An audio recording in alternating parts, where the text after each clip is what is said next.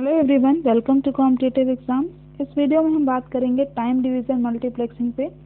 ये data communication and computer network का एक टॉपिक है जिसको अभी हम डिस्कस करने वाले हैं। फ्रेंड्स, अभी तक आप मेरे चैनल पर जुड़े नहीं हैं तो जुड़ जाइए, कर लीजिए चैनल को सब्सक्राइब और बेल बटन को प्रेस कर दीजिए जिससे मेरी वीडियोज़ की नोटिफिकेशन आपको मिलती रहे। चलिए फ्रेंड्स, स्टार्ट करते हैं टाइम डिवीजन मल्टीप्लेक्सिंग को।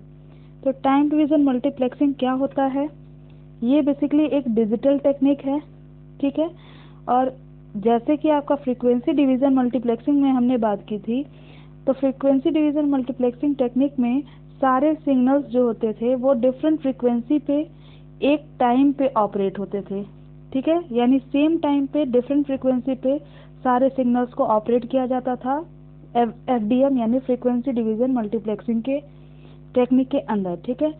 लेकिन यहाँ पे क्या होता है, टाइम डिवीजन मल्टीप्लेक्सिंग के केस में सारे सिग्नल्स जो होते हैं वो आपके सेम फ्रीक्वेंसी पे ऑपरेट होते हैं, लेकिन उनकी टाइमिंग जो होती है वो डिफरेंट होती है। यानी जो आपके सारे सिग्नल्स होते हैं वो डिफरेंट टाइम पे और सेम फ्रीक्वेंसी से ऑपरेट होते हैं, ठीक है। टाइम डिवीजन मल्टीप्लेक्सिंग टेक्निक में जो आपका टोटल टाइम होता है चैनल पे, टोटल टाइम अवेलेबल होता है चैनल पे, तो उसको डिस्ट्रीब्यूट कर दिया जाता है डिफरेंट यूजर्स के बीच में, ठीक है। यानी यहाँ पे टाइम को डिवाइड किया जाता है टाइम डिवीजन मल्टीप्लेक्सिंग टेक्निक के अंदर। जब भी हम सिग्नल्स को डिफरेंट सोर्सेज से भेजते हैं तो वहाँ पे जो भी आपका टाइम होता है टोटल चैनल पे, उसको हम डिस्ट्रीब्यूट कर देते हैं डिफरेंट यूजर्स के बीच में, ठीक है। सो हर एक यूजर को डिफरेंट टाइम स्लॉट अलॉट हो जाता है, डिफरेंट टाइम इंटरवल अलॉट हो जाता है जिसको हम टाइम स्लॉट भी बोलते हैं, ठीक है। और टाइम स्लॉट के अकॉर्डिंग ही डेटा को सेंडर द्वारा ट्रांसमिट किया जाता है, ठीक है। यानी टाइम स्लॉट के हिसाब से सेंडर क्या करता है, डेटा को ट्रांसमिट करता है, ठीक है। यूजर जो होता है वो आपका चैनल का कंट्रोल ले लेता है फिक्स अमाउंट टाइम के लिए। यानी जो आप यूज़र को जो टाइम स्लॉट अलॉट किया गया है, जितना टाइम स्लॉट अलॉट किया गया है उतने देर के लिए वो चैनल का कंट्रोल अपने हाथ में ले लेता है, ठीक है। उतने देर के लिए चैनल का कंट्रोल यूज़र के पास चला जाता है। टाइम डिवीज़न मल्टीप्लेक्सिंग टेक्निक में डेटा जो है वो सिमल्टानियसली ट्रांसमिट नहीं किया जाता है, बल्कि उसे डेटा को ट्रांसमिट हम 1 बाय 1 करते हैं, ठीक है। एक एक करके ट्रांसमिट करते हैं, सेम फ्रीक्वेंसी से करते हैं और डिफरेंट टाइम इंटरवल पे करेंगे। तो एक अगर मान लीजिए 1 नैनो सेकेंड होता है, फिर दूसरे नैनो सेकेंड के लिए अलग अदर वाला सिग्नल ट्रांसमिट होगा, ठीक है। तो यहाँ पे आपकी फ्रीक्वेंसी तो सेम होती है सारे सिग्नल्स की, लेकिन टाइम जो होता है वो डिफरेंट होता है। तो इसलिए आपका यहाँ पे टाइम डिवीजन मल्टीप्लेक्सिंग के अंदर डेटा को एक साथ नहीं भेजा जाता है, बल्कि एक एक करके भेजा जाता है 1 बाय 1। और टाइम डिवीजन मल्टीप्लेक्सिंग में जो सिग्नल्स होते हैं उनको फ्रेम्स के फॉर्म में ट्रांसमिट किया जाता है, ठीक है।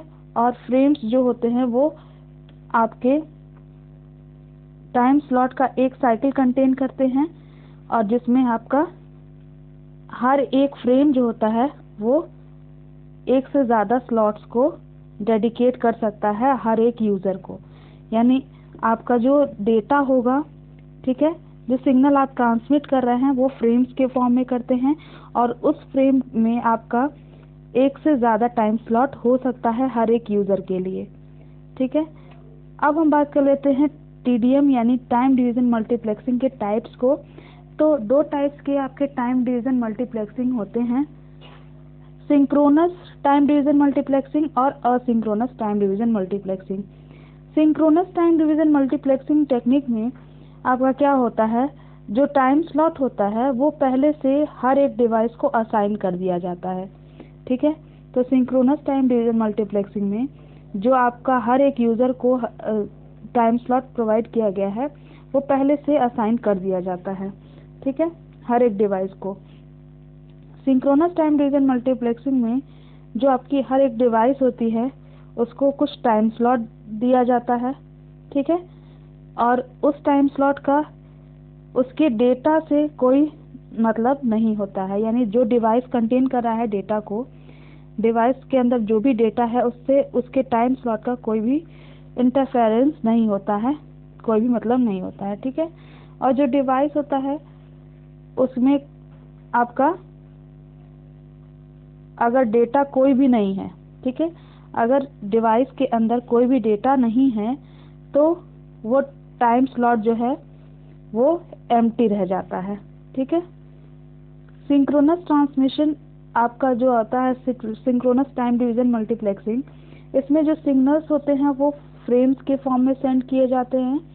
जैसा कि हमने देखा था टाइम डिवीजन मल्टीप्लेक्सिंग के अंदर जो आपका डेटा भेजा जाता है, सिग्नल्स भेजे जाते हैं वो फ्रेम के फॉर्म में भेजे जाते हैं, वैसे ही आपका सिंक्रोनस के अंदर भी होता है कि सिग्नल्स फ्रेम के फॉर्म में भेजे जाते हैं और टाइम स्लॉट्स जो होते हैं वो ऑर्गेनाइज्ड होते हैं in the form of frames, ठीक है। फ्रेम्स के फॉर्म में ही टाइम स्लॉट्स भी ऑर्गेनाइज्ड होते हैं।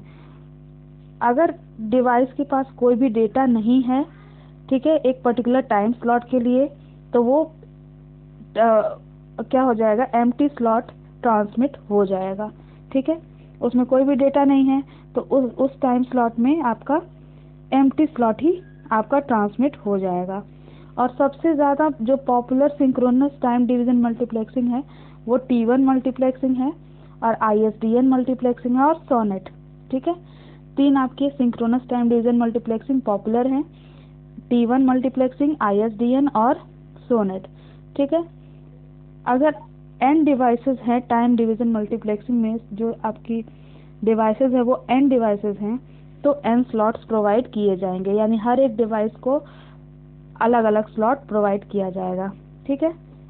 तो यहाँ पे देखिए जो आपका सिग्नल है वो यहाँ से मान लीजिए n सिग्नल्स हैं, ठीक है, S1 S2 S3 n signals को भेजा जा रहा है, ठीक है। यहाँ पे n सिग्नल्स भेजा जा रहा है और यहाँ आपके फ्रेम्स के फॉर्म में सिग्नल्स जा रहे हैं in the form of frames, ठीक है।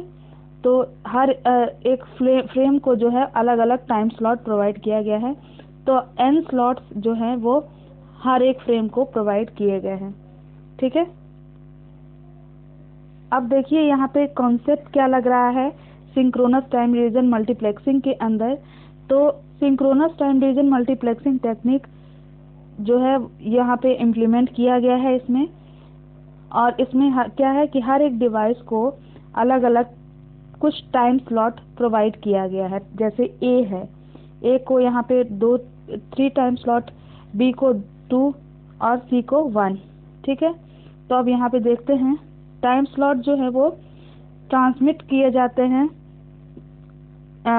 कैसे कि जो आपका irrespective of whether the sender has data to send और नॉट, यानी जो आपको टाइम स्लॉट ट्रांसमिट किया जाता है उसको ये ध्यान में रख के नहीं ट्रांसमिट किया जाता है कि डेटा उसके अंदर है कि नहीं है, ठीक है। डेटा हो ना हो टाइम स्लॉट जो है वो ट्रांसमिट कर दिया जाता है। तो जब डेटा नहीं होता है तो एम्प्टी स्लॉट ही आपका ट्रांसमिट हो जाता है, ठीक है। अब डिसएडवांटेज की बात कर लेते हैं। तो सिंक्रोनस टाइम डिवीजन मल्टीप्लेक्सिंग का डिसएडवांटेज क्या है कि जो आपका कैपेसिटी ऑफ चैनल है वो फुली यूटिलाइज नहीं हो पाता है, क्योंकि वहाँ पे एम्प्टी स्लॉट भी हम भेज रहे हैं, ट्रांसमिट कर रहे हैं, ठीक है, जिसके पास डेटा नहीं है, इसलिए वहाँ आपका चैनल की कैपेसिटी को फुली यूटिलाइज नहीं किया जा रहा है। और फर्स्ट फ्रेम यहाँ पे आप देख सकते हैं, जो आपका फर्स्ट फ्रेम तो कम्प्लीटली फिल्ड है, ठीक है, तीनों, लेकिन उसके बाद सेकेंड फ्रेम में आपका एक एम्प्टी स्लॉट है, ठीक है। फर्स्ट फ्रेम में आपका कम्प्लीटली फिल्ड है, लेकिन जो लास्ट 2 फ्रेम्स हैं उसमें आपका कुछ जो स्लॉट है वो एम्प्टी है, इसलिए यहाँ पे आपका कैपेसिटी ऑफ जो चैनल होगा हम कह सकते हैं कि वो यूटिलाइज नहीं है एफिशिएंटली, ठीक है। अब बात करते हैं ट्रांसमिशन मीडियम के स्पीड की। तो जो स्पीड होती है ट्रांसमिशन मीडियम की वो हमेशा बड़ी होनी चाहिए, हमेशा ज़्यादा होनी चाहिए, किससे, total speed of input line से, यानी जितनी इनपुट दिया जा रहा है उससे ट्रांसमिशन मीडियम की स्पीड ज़्यादा होनी चाहिए, ठीक है। सिंक्रोनस टाइम डिवीजन मल्टीप्लेक्सिंग का अगर अल्टरनेटिव अप्रोच हम अपनाएं तो होता है असिंक्रोनस टाइम डिवीजन मल्टीप्लेक्सिंग। अब ये देख लेते हैं असिंक्रोनस टाइम डिवीजन मल्टीप्लेक्सिंग क्या होता है। तो इसे हम स्टैटिस्टिकल टाइम डिवीजन मल्टीप्लेक्सिंग भी कहते हैं। और असिंक्रोनस टाइम डिवीजन मल्टीप्लेक्सिंग एक ऐसी टेक्निक है जिसमें टाइम स्लॉट जो होता है वो फिक्स नहीं होता है, जैसा कि हम सिंक्रोनस टाइम डिवीजन मल्टीप्लेक्सिंग में कर रहे थे कि वहाँ पे टाइम स्लॉट जो होता है वो फिक्स हो रहा था। यहाँ पे ऐसा कुछ नहीं है, टाइम स्लॉट फिक्स नहीं होता है और टाइम स्लॉट जो है वो सिर्फ उन डिवाइसेस को एलोकेट किया जाता है जिनके पास डेटा है। ठीक है, जिनके पास डेटा है सेंड करने के लिए, सिर्फ उन्हीं को यहाँ पे उन्हीं डिवाइस को जो है वो टाइम स्लॉट अलॉट किया जाता है। ठीक है, इसलिए असिंक्रोनस टाइम डिवीजन मल्टीप्लेक्सिंग में हम कह सकते हैं कि वही डेटा ट्रांसमिट किए जाते हैं जिनके पास जो एक्टिव वर्क स्टेशन से होते हैं। ठीक है, यानी जिसमें डेटा होता है उन्हीं को हम ट्रांसमिट करते हैं, एम्प्टी स्लॉट्स को हम ट्रांसमिट नहीं करते हैं। ठीक है, asynchronous time division multiplexing technique जो है वो डायनेमिकली एलोकेट करती है टाइम स्लॉट्स को डिवाइसेस को। ठीक है, तो असिंक्रोनस टाइम डिवीजन मल्टीप्लेक्सिंग में डिवाइसेस को हम डायनेमिकली टाइम स्लॉट्स को एलोकेट करते हैं। ठीक है, असिंक्रोनस टाइम डिवीजन मल्टीप्लेक्सिंग में जो टोटल स्पीड होती है इनपुट लाइंस की वो ज़्यादा होती है कैपेसिटी ऑफ चैनल से। ठीक है, जितनी चैनल की कैपेसिटी है उससे ज़्यादा इनपुट लाइंस की स्पीड होनी चाहिए इसमें। और असिंक्रोनस टाइम डिवीजन मल्टीप्लेक्सिंग के अंदर ये क्या करता है, asynchronous time division multiplexing incoming data stream को एक्सेप्ट करता है और फ्रेम्स को क्रिएट करता है। ठीक है, जिनमें सिर्फ डेटा होता है, कोई भी एम्प्टी स्लॉट्स नहीं होते हैं।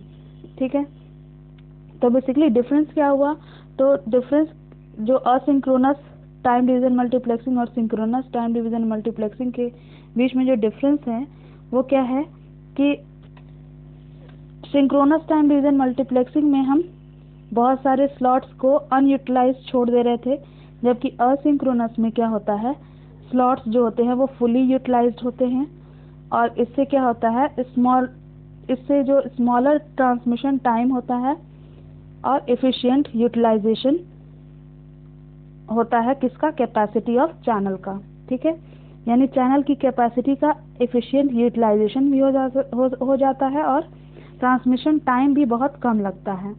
ठीक है, यानी कम टाइम में हम पूरे चैनल को यूटिलाइज कर लेते हैं। ठीक है, ट्रांसमिट करने के लिए डेटा को। अब देखते हैं जो सिंक्रोनस टाइम डिवीजन मल्टीप्लेक्सिंग है, इसमें क्या होता है, n सेंडिंग डिवाइसेस होती हैं। ठीक है, अगर n सेंडिंग डिवाइसेस हैं तो n टाइम स्लॉट्स होंगे, लेकिन असिंक्रोनस टाइम डिवीजन मल्टीप्लेक्सिंग में अगर n सेंडिंग डिवाइस हैं तो m टाइम स्लॉट्स होंगे, या जहाँ पे जो m है वो लेस देन n है, यानी अगर डिवाइसेस n हैं तो टाइम स्लॉट्स उसको m प्रोवाइड किया जाएगा, यानी कम टाइम स्लॉट प्रोवाइड किया जाएगा, क्योंकि हम एम्प्टी स्लॉट्स नहीं ट्रांसमिट करते हैं, इसलिए टाइम स्लॉट्स उन्हीं को प्रोवाइड किया जाता है जिनके पास डेटा होता है।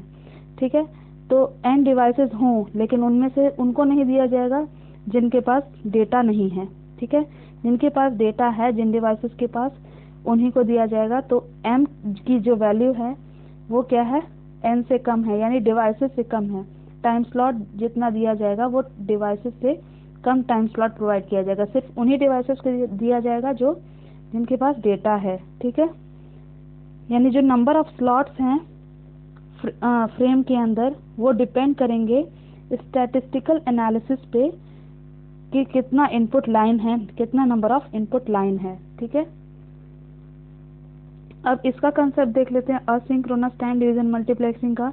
तो इसमें आपकी 4 डिवाइसेस दी गई हैं, यहाँ पे A B C D। ठीक है, लेकिन सिर्फ 2 डिवाइसेस जो हैं वो डेटा को सेंड कर रही हैं। ठीक है, बाकी ये आपका B भी आइडल है और आपका D भी आइडल है। ठीक है, A और C सिर्फ 2 डिवाइसेस आपकी डेटा को सेंड कर रही हैं, A और C। ठीक है, इसलिए आपका डेटा जो है A और C ट्रांसमिट कर रही हैं ट्रांसमिशन लाइन के थ्रू। ठीक है, यहाँ पे आपका A और C ही ट्रांसमिट कर रही हैं डेटा को। तो यहाँ पे ज़रूरी नहीं है कि जितनी डिवाइसेस हैं असिंक्रोनस टाइम डिवीज़न मल्टीप्लेक्सिंग में, जितनी डिवाइसेस हैं सारी की सारी ही आपकी ट्रांसमिट करें सिग्नल्स को, सारे के सारे को हम टाइम स्लॉट प्रोवाइड करें, क्योंकि असिंक्रोनस में क्या होता है, सिर्फ उन्हीं को हम उन्हीं डिवाइसेस को टाइम स्लॉट प्रोवाइड करते हैं जिनके पास डेटा होता है। फाइन। तो ये हो गया हमारा टाइम डिवीज़न मल्टीप्लेक्सिंग का कंसेप्ट, जिसमें हमने दो कंसेप्ट की बात की, असिंक्रोनस और सिंक्रोनस टाइम डिवीज़न मल्टीप्लेक्सिंग की। ठीक है, तो आई होप आपको वीडियो अच्छी लगी होगी। अगर वीडियो पसंद आई हो तो ज़रूर लाइक करिएगा, लाइक बटन प्रेस करिए और अपने फ्रेंड्स के साथ शेयर करिए इस वीडियो को ज़्यादा से ज़्यादा, और चैनल को सब्सक्राइब करना बिल्कुल मत भूलिए। Thank you for watching.